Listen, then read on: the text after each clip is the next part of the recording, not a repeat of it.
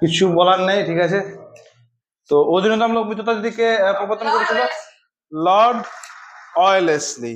আর সত্য বিলোপ নীতি, সত্য বিলোপ নীতি বল, আসির বল। লর্ড ডালহৌসি। আচ্ছা,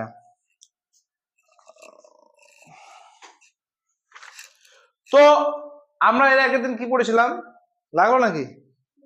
একটু লাগবে, পড়া না করলে এরকম হবেই, ঠিক আছে। যাই হোক, দেখ আমরা এর আগের দিন কি পড়েছিলাম যে ইংরেজ ইস্ট ইন্ডিয়া কোম্পানি আস্তে আস্তে তার সাম্রাজ্যবাদী নীতি প্রবর্তন করছে। কি কি সাম্রাজ্যবাদী নীতি? এই যে একটা নীতি, অধীনতামূলক মিত্রতা নীতি, সত্য বিলোপ নীতি, এগুলো আস্তে আস্তে সারা ভারতে কি হচ্ছে, ছড়াচ্ছে। বুঝতে পারলি, চারদিকে ছড়াচ্ছে। তো প্রথম ওরা কোথায় গেছিল? হায়দার আলী টিপু সুলতান এই যে হায়দ্রাবাদ রাজ্যটা অধিকার করেছিল, ঠিক আছে, তোর ইঙ্গ মহীশূর যুদ্ধে। হ্যাঁ, তারপরে দেখ যে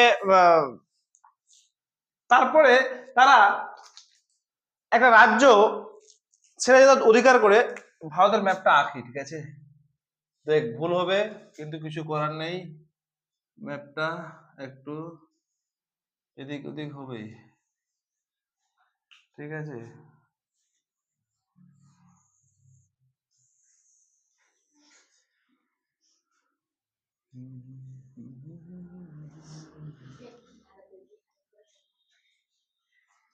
ভারতের খুব হালত খারাপ করে দিলাম না?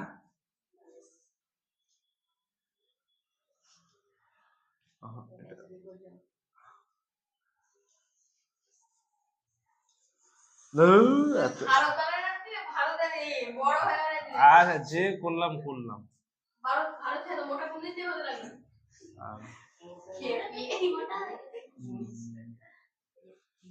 ঠিক আছে। দেখ, তো এই যে আমাদের ভারতের, ঠিক আছে, তো আস্তে আস্তে এরা ছিল কোথায় বলতো? আমাদের বাংলাতে। কোথায়? East India company. তো দাক্ষিণাত্য, মানে দাক্ষিণাত্যে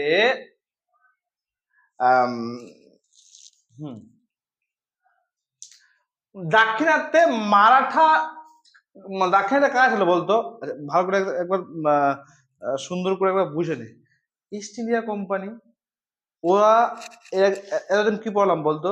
আসলো ওরা, তারপরে ব্যবসা বাণিজ্য করলো, তারপরে ওরা আস্তে আস্তে চারিদিকে ছড়াচ্ছে, ব্যবসা বাণিজ্য করতে করতে এখন শাসন করতে চলে গেছে, ঠিক আছে, শাসনের পর্যায়ে পড়ে গেছে। তো আস্তে আস্তে এখানে ওরা ছিল। এবার এরা ভারতের দক্ষিণাত্য, মানে কি এই এলাকাগুলো, পুরো এই এলাকাগুলো, ঠিক না। আর দাক্ষিণাত্য ছিল কি বলতো? মারাঠা ছিল। কি ছিল? মারাঠা, ঠিক আছে। তো দাক্ষিণাত্যের সেই সময় ওই টাইমে দাক্ষিণাত্যের মধ্যে কিনা পেশওয়া পদ নিয়ে বিবাদ ছিল। কি পদ নিয়ে বিবাদ ছিল? পেশওয়া, মানে ধরে না ওই পদটা যাই পাবে কিনা ওই হচ্ছে রাজা, ঠিক আছে। পেশওয়া পদ নিয়ে বিবাদ ছিল, কে রাজা হবে বা কে পেশওয়া হবে, ওই পদটা নিয়ে একটা ডিবেট চলছিল। বুঝতে পারছিস তো? কি কোথায়? দাক্ষিণাত্যে। আর যাত্রার নাম কি ছিল? মারাঠা। কি ছিল? মারাঠা কিন্তু খুবই খাতারনাক শক্তিশালী ছিল, কিন্তু মনে আছে? শিবাজি, দ্বিতীয় বাজিরাও, সেই খাতারনাক লেভেলের লোক ছিল, ঠিক আছে। তো এই এদের কিনা ওই সময় পেশওয়া পদ নিয়ে একটা ডিবেট চলছিল। তখন এই রঘুনাথ রাও পেশওয়া, তোর কাকে মেরেছিল না বলতো? তোর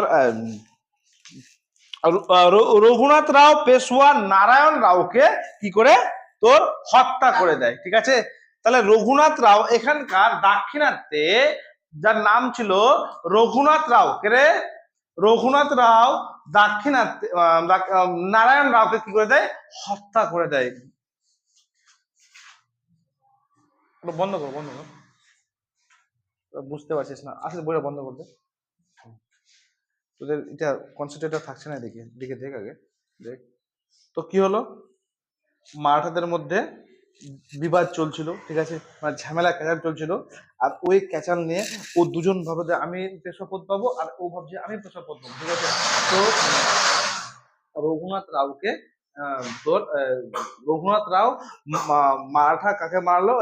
মাধব রাওকে কিন্তু পেশোয়া, না সরি, নারায়ণ রাওকে হত্যা করে দিল। কি করলো? নারায়ণ রায়কে কি করে দিল? হত্যা করে দিল। বুঝতে পারলি? তখন দেখ একটা ঝামেলা হবে। ধরে নে একদিকে নারায়ণ রাও, ঠিক আছে, এদিকে এদিকে নারায়ণ রাও, এদিকে রঘুনাথ রাও, ঠিক আছে, এ চাইলো পেশোয়া পড্ডা দিতে, ঠিক আছে, এ একে বাস খালাস করে দিল। তখন যতগুলো মারাঠা লোক ছিল, তো এর কি পক্ষে থাকবে? এর সাথে থাকবে না এর সাথে থাকবে? হ্যাঁ, এর সাথে থাকবে, ঠিক কিনা? যে মূল্য ওর সাথে থাকবে। তো পুরো মারাঠা লোক, পুরো সবাই কিন্তু নারায়ণ রায়ের কাছে, ঠিক আছে, মানে একজোট হয়ে গেছে একটা নারায়ণের কাছে, নারায়ণের সাথ দিতে, ঠিক আছে। আর এই রঘুনাথ রাও পালিয়ে চলে গেল কোথায় বলতো? ইংরেজদের কাছে। ভালো করে বুঝবি কিন্তু, এই যে একে মেরে দিল, ঠিক আছে, এই চলে গেল কোথায়? পালিয়ে ইংরেজদের কাছে। এরকম এরকম ব্যাপার, আমাকে রক্ষা করো, এরকম ক্যাচাল চলছে, কোনো মতো করে আমাকে বাঁচাতে হবে, তাহলে মারাঠা আছে এটা কিন্তু শেষ করে দিবে, ঠিক আছে। তো ব্রিটিশ কোম্পানি একটা সমঝোতা করলো, ঠিক আছে। আর 1782 খ্রিস্টাব্দে সলভাইয়ের সন্ধি, ভালো করে মনে রাখবি, সালটা হচ্ছে কত? 1700 কত রে? 1782 খ্রিস্টাব্দে সন্ধিটার নাম হচ্ছে সলভাইয়ের সন্ধি। সলভাইয়ের সন্ধি, ঠিক আছে। কালকে ধরবো কত খ্রিস্টাব্দে সলভাইয়ের সন্ধি হয়েছিল, ঠিক আছে, 1700। আর কার মধ্যে ছিল? মারাঠা এবং ইংরেজদের মধ্যে, ঠিক আছে, মারাঠা এবং ইংরেজ। 1782 খ্রিস্টাব্দে সলভাইয়ের সন্ধি করে, এবং মানে কোম্পানি বিরোধ জোট ভেঙে যায়। এই যে বিরোধ জোটটা ছিল কিনা, এই যে বিরোধ জোটটা ছিল, এই জোটটা কিন্তু ভেঙে যায়, আর কিন্তু সেরকম ভাবে জোট থাকে না, ঠিক আছে। তবু কিন্তু হালকা করে জোট থাকে, তবু কিন্তু হার মানবে না, কারণ এরা হয়ে গেছে ইংরেজদের। একটা ঝামেলা বা ক্যাচাল লেগেই থাকবে, কার? মারাঠা এবং তোর ইস্ট ইন্ডিয়া কোম্পানির মধ্যে। তারপরে সব থেকে খাতারনাক শক্তিশালী রাজা, যার নাম হচ্ছে কি বলতো? পেশওয়া দ্বিতীয় বাজিরাও। 1802 খ্রিস্টাব্দে, মানে তোর পেশওয়া দ্বিতীয় বাজিরাও এর সঙ্গে একটা সন্ধি করেছিল, সেটার নাম হচ্ছে কি? বেসিনের সন্ধি। কি রে? আর তার ফলে তাহলে এটা মুখস্থ করে রাখবি, 1802 খ্রিস্টাব্দে বেসিনের সন্ধি, বেসিনের সন্ধি। এই বেসিনের সন্ধির দ্বারাই তোর কি হয়েছিল? 1800 তোর দ্বিতীয় বাজিরাও এবং ইংরেজদের মধ্যে একটা বেসিনের সন্ধি হওয়ার ফলে এরা এই মারাঠারা কি করেছিল? এই অধীনতামূলক মিত্রতা নীতি মেনে নিয়েছিল, মানতে বাধ্য হয়েছিল। মানে এই তোর ইস্ট ইন্ডিয়া কোম্পানি এতটাই তোর ছিল কিনা, যে এই যে প্রথমে করলো সলভাইয়ের সন্ধি, ঠিক আছে, ক্যাচাটেজা করে, তারপরে 1802 খ্রিস্টাব্দে বেসনের সন্ধি করে মারাঠারা অধীনতামূলক মিত্রতা নীতি মানতে বাধ্য হয়েছিল।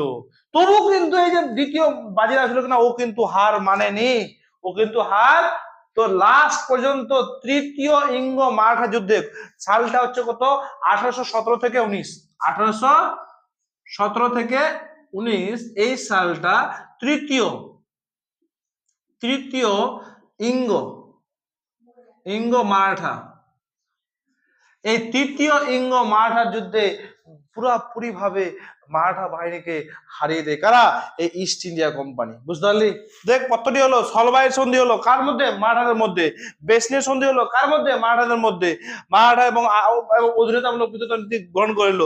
এবার 1817 থেকে 19 তৃতীয় ইঙ্গ মারাঠা যুদ্ধ হলো, এবং শেষ পর্যন্ত এই যুদ্ধের পরে চূড়ান্ত ভাবে এই মারাঠারা তোর অধীনতামূলক মিত্রতা নীতি মেনে নিল, ঠিক আছে, একদম চূড়ান্ত ভাবে মেনে নিল, মানতে বাধ্য হলো, ঠিক আছে। বুঝতে পারলি?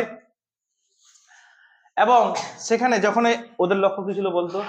সবগুলো আস্তে আস্তে, যে এই যে রাজ্যগুলো আছে, এখানে একটা রাজ্য আছে, এখানে একটা রাজ্য আছে, এখানে একটা রাজ্য আছে, এখানে এইগুলো রাজ্যকে আমরা অধিগ্রহণ করব, আর একটা করে কি রাখবো? এখানে রেসিডেন্ট রাখবো, এখানেও একটা করে কি রাখবো?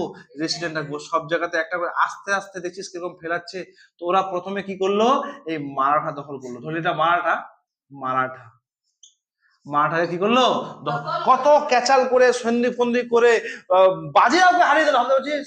বাজিরাও খাতারনাক রাজা, একে হারিয়ে তোর দাঁড়া, কে রে? খুলতো ছিলাম কোথায় বল, ছিলাম রে বল। হ্যাঁ, তো মারাঠাকে পুরো ক্যাপচার করে নিল, ঠিক আছে, মারাঠাকে পুরো ক্যাপচার করে নিল কে, এবং অধীনতামূলক মিত্রতা নীতি মানে দিল, এবং রেস্টুরেন্ট, এই যে এখানে রেস্টুরেন্ট একটা নিযুক্ত করলো কার, ইংরেজদের, ঠিক আছে, বুঝতে পারলি।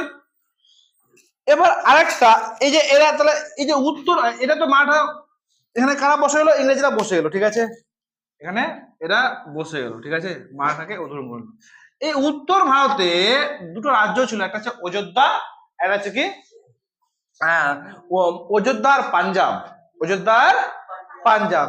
ইস্ট ইন্ডিয়া কোম্পানি এদেরও কেউ ওরকম ওইরকম তোর ক্যাচাল ফ্যাচাল লাগিয়ে, ঠিক আছে, ওরকম ওদের কাছে কূটনীতি মানে চাল ভিতরে কূটনীতি এটা সেটা করে একদম ওদেরকেও অধিগ্রহণ করে নিল।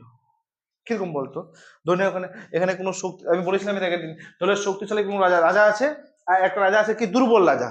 তো ইংরেজি এসে বলছে দুর্বল রাজাটাকে, এই তুই না অধীনতামূলক মিত্রতা নীতি গ্রহণ করলে তোকে আমি ফৌজ দিব, তুই তোকে তোরা কোনো ভয় থাকবে না, তুই অন্যজনের সাথে লড়াই করতে পারবি। হ্যাঁ, ওটাই আমি বলবো, দাঁড়া, ওরা হচ্ছে ওকে অধীনতামূলক মিত্রতা নীতি গ্রহণ করলে কি হবে বলতো, সম্পূর্ণ দায় দায়িত্ব কে গ্রহণ করবে, ইংরেজ। ও শুধু পুত্রের মতো বসে থাকবে, সম্পূর্ণ যত রাজস্ব যত ট্যাক্স আদায় করবে কে, ইস্ট ইন্ডিয়া কোম্পানি, যত কিছু করবে কে, ইস্ট ইন্ডিয়া কোম্পানি। আর মানে রাজাকে অল্প, যেগুলো কোনো দাম টাম না, যেগুলো যে পদটা দিত রাজাকে, মানে খুব কম পদ থাকতো, মানে খুব কম দামি পদগুলো থাকতো, পুরো রাজস্ব আদায় বল, আইন তৈরি বল, সব করতো ইংরেজরাই।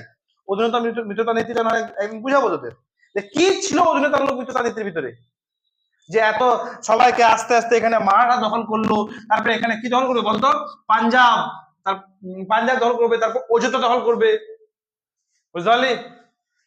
তাহলে এরা এখান থেকে একে অধিকরণ করলো, তারপরে কাকে অধিকরণ করলো, পাঞ্জাব অযোধ্যা, একদম পুরো ক্যাপচার করে নিল।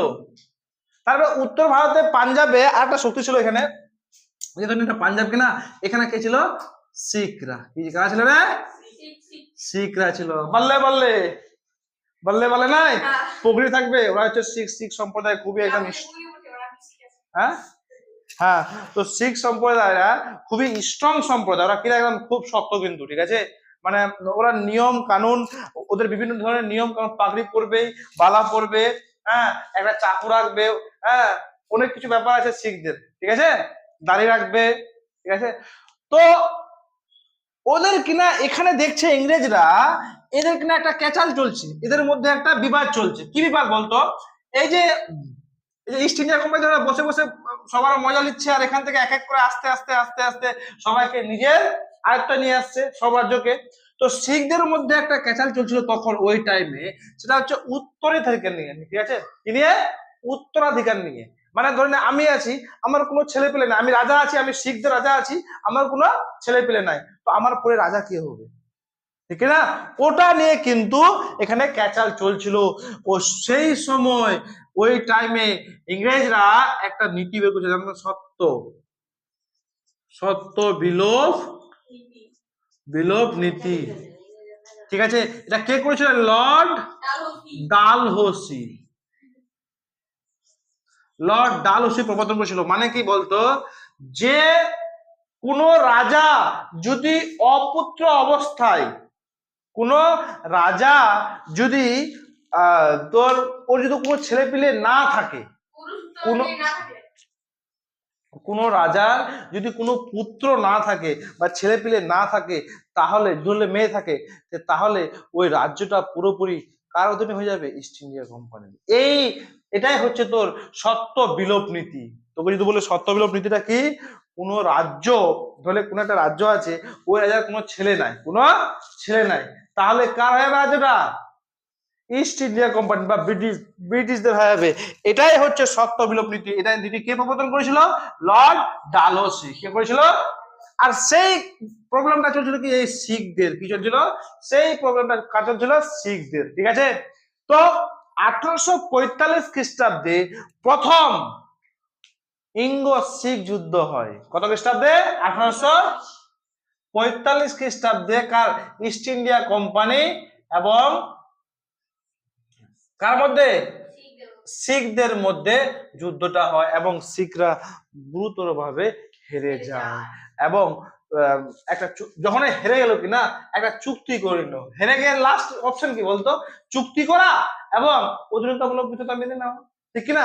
চুক্তি করলো যার নাম হচ্ছে লাহোরের চুক্তি। কি রে? লাহোরের চুক্তি। কি চুক্তি করলো? লাহোরের চুক্তি করলো, ঠিক আছে। আর কত খ্রিস্টাব্দে বলতো? 1846 খ্রিস্টাব্দে লাহোরের চুক্তি করলো। কত খ্রিস্টাব্দে? 1846 খ্রিস্টাব্দে একটা চুক্তি করলো। কাদের সাথে? তোকে যদি বলে লাহোরের চুক্তি কার কার মধ্যে হয়েছিল? শিখ আর ইস্ট ইন্ডিয়া কোম্পানির মধ্যে। হ্যাঁ, লাহোরের চুক্তি, বুঝলি? তো এরা পরে এখানে কি করলো? ইস্ট ইন্ডিয়া শিখরা তো হেরে গেল। হেরে যাওয়ার পর কি হলো বলতো? এখানে ব্রিটিশ প্রেসিডেন্ট যুক্ত হলো।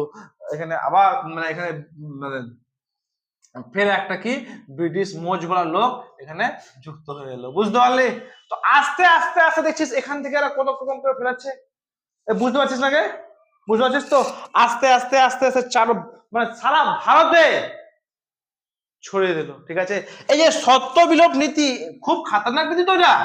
এই নীতিটাকে প্রয়োগ করে সাতরা, সম্বলপুর, তারপরে তোর কি আরো কয়েকটা অঞ্চল ছিল, ঝাঁসি, এই অঞ্চলগুলো দখল করেছিল। সাতরা, সম্বলপুর, ঝাঁসি প্রভৃতি অঞ্চলগুলো দখল করেছিল কি এই সত্য বিলোপ নীতি প্রয়োগ করে। মানে কোন রাজা যদি অপুত্রক অবস্থায় মারা যায়, যদি পুত্র না থাকে, তাহলে ওই রাজ্য সরাসরি কার হয়ে যাবে? ইস্ট ইন্ডিয়া কোম্পানির হবে। না না, পুরোপুরি ওটা নিয়ম করে দিয়েছিল, ঠিক আছে। যখন এখানে তাহলে এখানেও ইংরেজরা রেসিডেন্ট রাখলো, এখানে ইংরেজরা রেসিডেন্ট রাখলো। ম্যান ম্যান যুদ্ধ, ওদের কাছে তো পাওয়ার হয়ে গেছে না, বুঝতে পারছিস তো? তো এই চ্যাপ্টারে আমরা কি কি পড়লাম, এটা লাস্ট আমরা হয়ে গেল, ঠিক আছে। একটু জাস্ট করে দিই, রিক্যাপ করে দিই, ঠিক আছে, হাইলাইট করে দিই। যে প্রথম যে করেছিলাম এগুলো কিন্তু আমি মুখস্থ ধরবো সবাইকে। প্রথম যে করেছিলাম, প্রথম মুঘল সাম্রাজ্য ধ্বংস হলো, ধ্বংস কেন হয়েছিল ডিটেলসে ক্লাসে আছে, ঠিক আছে। তারপরে আসলো কে বলতো? দাঁড়া, এটা একটু মিটিয়ে দিই। হ্যাঁ,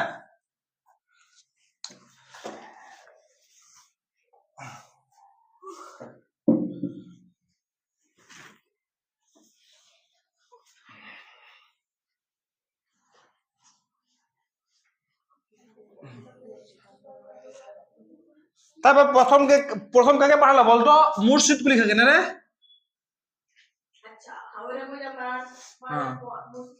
কুলি খা, তারপরে আলীবর্দী খা, আলীবর্দী